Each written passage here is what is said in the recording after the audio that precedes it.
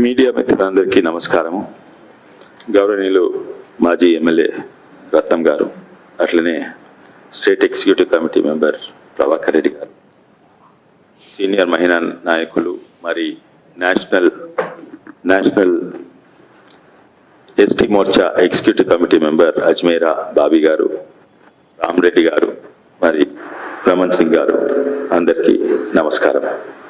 ఈ రోజు శుభవార్త ఏంటంటే మీరందరూ కూడా గమనించవచ్చు, జీడిపి గ్రోత్ లాస్ట్ క్వార్టర్లో 8.4, అంటే ఆర్థికంగా ప్రపంచంలోనే అన్నిట్లా ఎక్కువ పెరిగింది 3 నెలల. అంటే భారతదేశం ఆర్థికంగా 8.4% పెరిగింది. కానీ అదొక నంబరే, ఎన్నో నంబర్లు చూస్తాం, దాని వెనుక ఎన్నో ప్లాన్లు ఉన్నాయి. అదొకటే రాత్రి కాదు, 10 ఏళ్ల సంధి చేస్తున్న శ్రమ, ఒక సిద్ధాంతంతో కట్టుబడి ఉన్ని పాలసీలు, పథకాలు ఓట్ల కొరకు కాదు, అభివృద్ధి కొరకు ఓ సిద్ధాంతం ఉన్న పార్టీ అదే డైరెక్షన్లో పోతా ఉంటుంది, ఇంకా కూడా ముందుకు పోతా ఉంటుంది.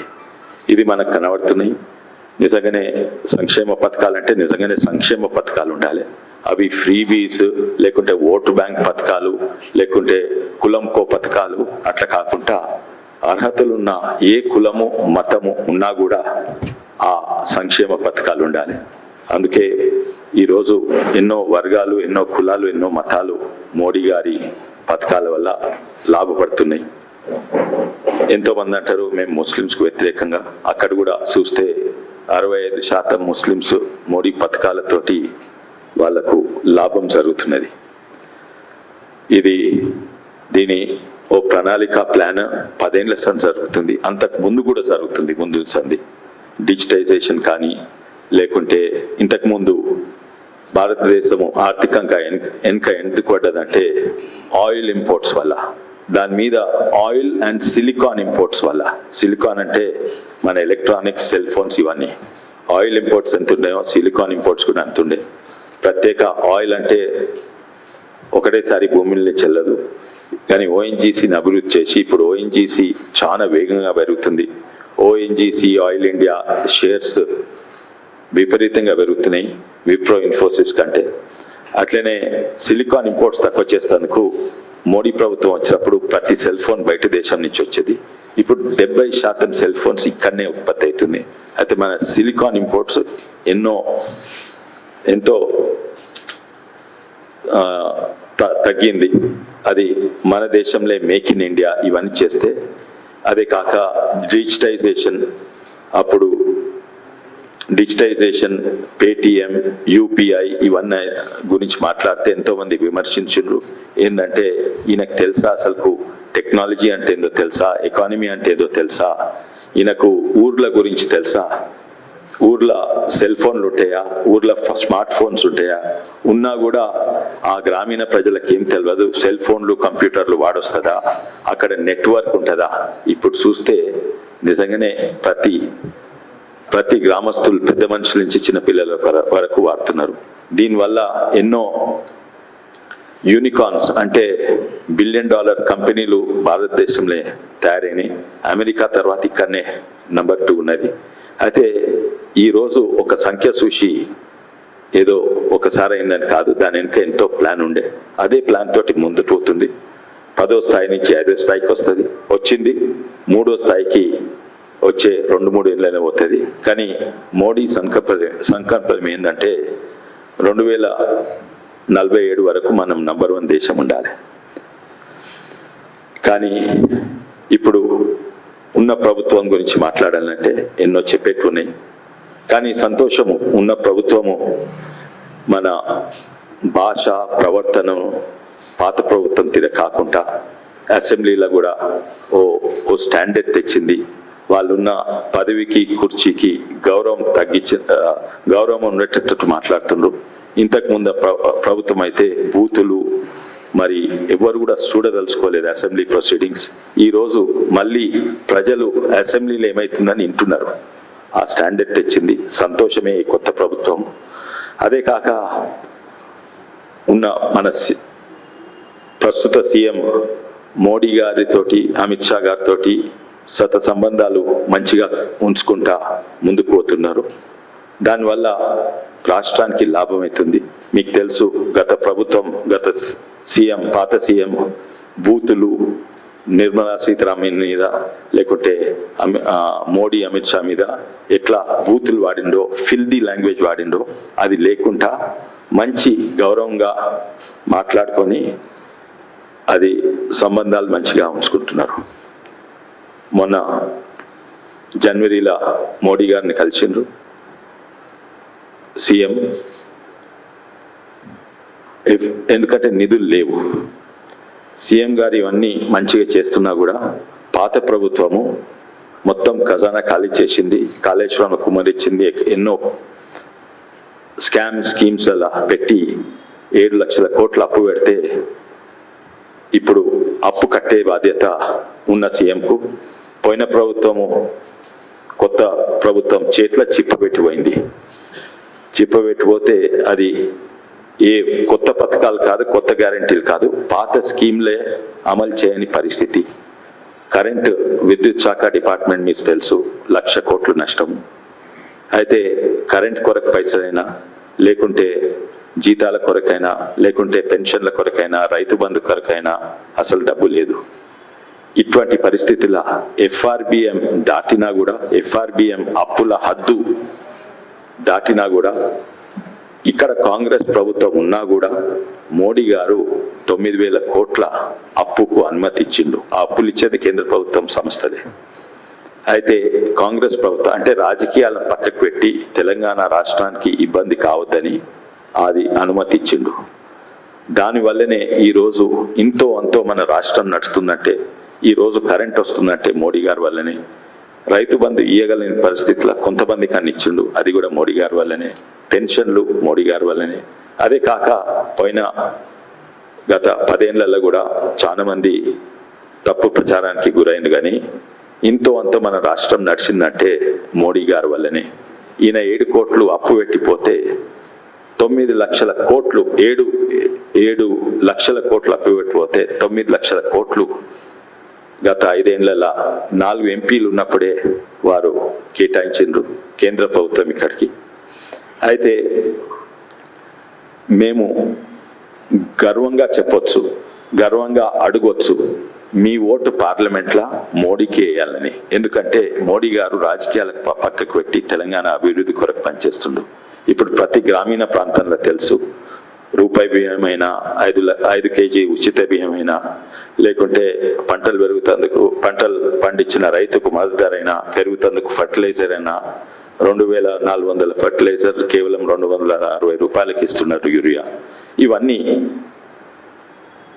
ఇవన్నీ కూడా రోడ్లైనా, LED బల్బులైనా, గ్రామీణ ప్రాంత సర్పంచ్కు నిధులైనా ఇవన్నీ కూడా మోడీ గారి వల్ల అవుతున్నాయి.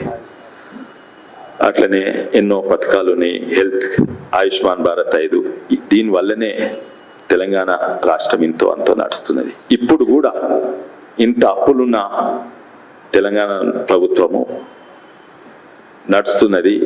మొన్న జనవరి ఫిబ్రవరిలో 9,000 కోట్లు లేకుంటే ఈ రోజు ఇక్కడ కరెంట్ కూడా లేకుండే. మన ఇంట్లో దీపం లైట్ బుగ్గలు వెలిగినా, లేకుంటే పొలంలో పంప్ నడిచినా మోడీ వల్లనే.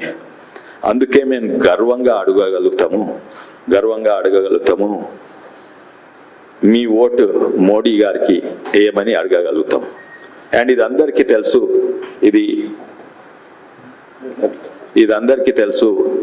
ఇది పార్లమెంట్ ఎలక్షన్. అంటే ఇది ఎలక్షన్స్ ఎవరి మధ్యలో? మోడీ గారు అక్కడ, రాహుల్ బాబా INDA మధ్యలో. మేము గర్వంగా అడగవచ్చు ఏంటంటే మీ ఓటు మోడీకి ఏమని.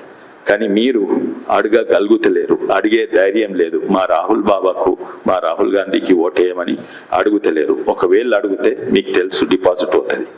అందుకే మీరు ఏం చేస్తుందంటే సాధ్యం కాని పథకాలు ఇస్తామని ఊరిస్తున్నారు. అవి అసాధ్యమైనవి. ఉన్న పథకాలు నడుస్తుందుకే ఆర్థిక పరిస్థితి లేదు మంచిగా. అసాధ్యమైన పథకాలు ఓటేయమని మళ్ళీ ఆపోజిషన్ మీద విమర్శలు చల్లడం, ఇదే మీ స్ట్రాటజీ. కానీ మీకు రాహుల్ గాంధీకి ఓటేయమని అడిగే ధైర్యము లేదు.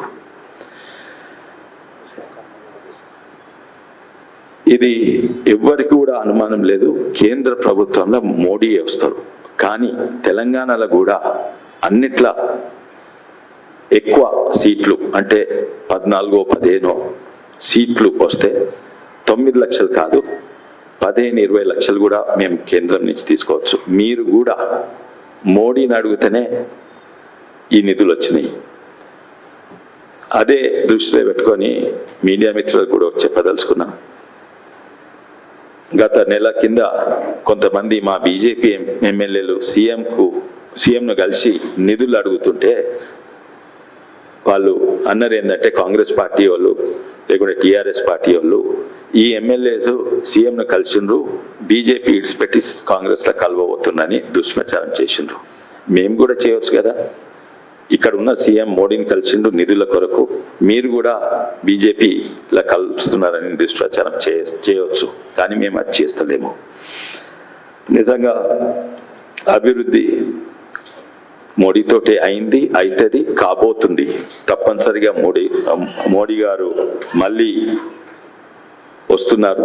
అందుకే బీజేపీ ఎంపీస్ను మ్యాక్సిమం అన్నిట్లో ఎక్కువ మెజారిటీ తోటి అన్ని నియోజకవర్గాల గెలిపియాలని కోరుతున్నాము. ఇంకో విషయం ఏంటంటే ఇది రాజకీయాల్లో లేకుంటే తెలుసో తెలియకనో మేడిగడ్డ కాళేశ్వరం గురించి మాట్లాడుతున్నారు, కానీ చర్యలు ఏం తీసుకుంటలేరు. మీరు కేసీ రావు వాళ్ళ ప్రభుత్వాన్ని, పాత ప్రభుత్వం ఉన్న సీఎం కొడుకును ఫ్యామిలీను కాపాడుతున్నారు, ఎందుకంటే చర్యలు తీసుకుంటలేరు. మీరు అంత ఇడిచిపెట్టి మేడిగడ్డ ఎంటబట్టారు. మేడిగడ్డ కాదయా, మొత్తం కాళేశ్వరం. మేడిగడ్డ ఓన్లీ 14,000 కోట్లు, మొత్తం కాళేశ్వరం 1,20,000. ఎంతో మంది అంటారు 1,00,000 కానీ 1,20,000 కోట్లు. ఇంకా థర్డ్ టీఎంసీ మొత్తం కాలేదు, 1,50,000 70,000 ఖర్చు పెడుతున్నాయన. అయితే అంత ఇడిచిపెట్టి కాళేశ్వరం మొత్తం ఇడిచిపెట్టి ఓన్లీ మేడిగడ్డ మీద ఎందుకు పడ్డారు? అది నిజంగానే కేసీఆర్ కుటుంబాన్ని కాపాడుతందుకు ఎట్లుందంటే ఆవు నిడిచిపెట్టి తోక పట్టుకున్నట్టు. ఆ 1,00,000 కోట్ల నిడిచిపెట్టి కేవలం ఆ 14 కోట్లు 12 కోట్ల కాళేశ్వరం మేడిగడ్డని పట్టుకున్నారు. అన్నిట్లా స్కామ్ ఉన్నది. ఇది మీరు చేయాలి. ఈరోజు టిఆర్ఎస్ పార్టీ ఇంకా ఉన్నదంటే ఇది కాంగ్రెస్ ప్రభుత్వం టిఆర్ఎస్ ను కాపాడుతున్నది. పొత్తు పెట్టుకున్నా అంటే లేదు, అలయన్స్ ఉన్నది అనుకున్న రహస్య పొత్తులు, దాని గురించి నేను విమర్శించలేదు, చెప్తలేను. ఓన్లీ మీరు కాపాడుతున్నారు టిఆర్ఎస్ ప్రభుత్వం. ఆ రోజు అన్నారు మేము కేసీఆర్ కవిత మీద చర్యలు తీసుకుంటలేము, మేమేమో కుంభకాయమా. మేము ఎవరితో కాలేదు, అవసరం లేదు, కాము, అది తెలుసు. మీరైతే తప్పనిసరిగా నాకు తెలుసు, నా గురించి మాట్లాడేటప్పుడు 2 మంచి మాటలు మాట్లాడినరు చేవెళ్ళ సమావేశంలో సీఎం గారు. నేను కూడా మీ గురించి 2 మంచి మాటలు మాట్లాడుతున్నా. కానీ మీరు మా పార్టీని విమర్శించిండ్రు. కానీ మీ పార్టీని చూడండి, మీకు వేరే కాంగ్రెస్ నాయకులు అందరు కూడా కేసీఆర్ గురించి మాట్లాడినరు. మేము వస్తే మేము చర్యలు తీసుకుంటామన్నారు. కానీ మీ మాట కూడా మీ అధిష్టానం ఒప్పుకుంటలేదు. మీరే చెప్పిండ్రు, మీరే చెప్పింది ఏంటంటే కాపాడమని, మీరే చెప్పింది ఏంటంటే కేసీఆర్ తోటి మంచి సంబంధాలు పెట్టుకో. మీరే చెప్పిండ్రు, అధిష్టానమే చెప్పింది మీరు కేసీఆర్ను పోయి హాస్పిటల్లో కలవమని. కాపాడేది టిఆర్ఎస్ మీరు, లేకుంటే ఇప్పుడు ఎక్కడ లేకుండా పోతుంది. మాకైతే పొత్తు లేదు, ఉండదు. ఇటువంటి కుటుంబ పాలనతోటి మాకు సంబంధాలు పెట్టుకోం. మేము మళ్ళోసారి వచ్చే ఎన్నికలలో చేవలనైతే అది గ్యారంటీ. మాకు 5 చేవలనైతే మాకు భారీ మెజారిటీ తోటి గెలుస్తాము, 2 లక్షల పైన. కానీ ప్రజలకు గుర్తుండాలి ఏంటంటే పొత్తు మాకు లేదు, మీరు టిఆర్ఎస్ పార్టీని బచాయిస్తున్నారు, మీరు టిఆర్ఎస్ పార్టీని రక్షిస్తున్నారు. కాళేశ్వరం అయినా, ల్యాండ్ స్కామ్స్ అయినా, ఇదంతా నా మీద ఆరోపణ ఏంటంటే ఈయన మంచోడే కానీ బీజేపీలు ఎవరు వినరు. మీరు కూడా మంచినే మాట్లాడతారు కానీ కాంగ్రెస్ అధిష్టానం ఇంటలేదు. మీరు చర్య తీసుకోదలుచుకున్నారు, మీరే కానీ వేరే మంత్రులే కానీ కాంగ్రెస్ లీడర్లు చర్య తీసుకోదలుచుకున్నారు. కానీ అక్కడ మీ ఢిల్లీ అధిష్టానము తీసుకోకండి చర్యలు, కాపాడమని మీ మాటనే వినకుండా వాళ్ళు టిఆర్ఎస్ పార్టీని బతికిస్తున్నారు.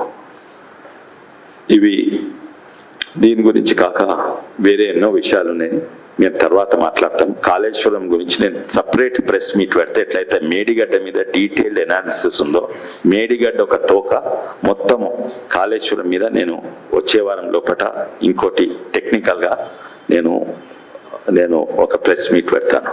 మళ్ళోసారి మీడియా మిత్రులందరికీ నమస్కారం.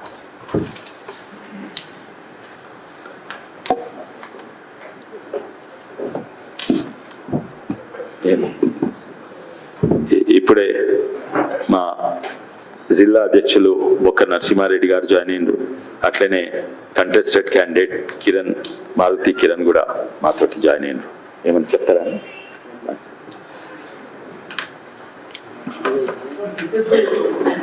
ఏమండి టికెట్ ఇప్పటి వరకు ఎవ్వరూ అష్యూరెన్స్ చేయలేదు. కానీ నేను టికెట్ వచ్చినా రాకున్నా అదే విధానంగా జాయిన్ అవ్వట్లని ఇప్పటి వరకు పనిచేస్తున్నా, పార్టీ కొరకు పనిచేస్తున్నా. ఇంకా ఎలక్షన్స్ దగ్గర వస్తున్నాయి, ఇంకా ఎక్కువ రోజు 10 గంటలు పనిచేసి ఇప్పుడు 16 గంటలు పనిచేస్తున్నా. ఎందుకంటే ఎలక్షన్స్ దగ్గరకు వచ్చినాయి. టికెట్ అనౌన్స్ కాలేదు. నాకు ఎవ్వరు కూడా బీజేపీ పార్టీలు ఎవరికి కూడా గ్యారంటీస్ ఇయ్యరు. ఏమైనా గ్యారంటీస్ 6 గ్యారంటీస్ 7 గ్యారంటీస్ 10 గ్యారంటీస్ అంటే అక్కడ వేరే పార్టీలు ఉంటుండొచ్చు.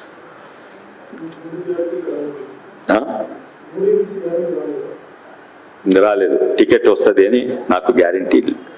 మోడీ గ్యారంటీలో అది ఒకటి అంశం కాదు.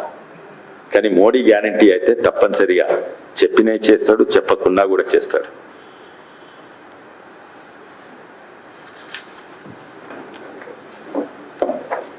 That's it.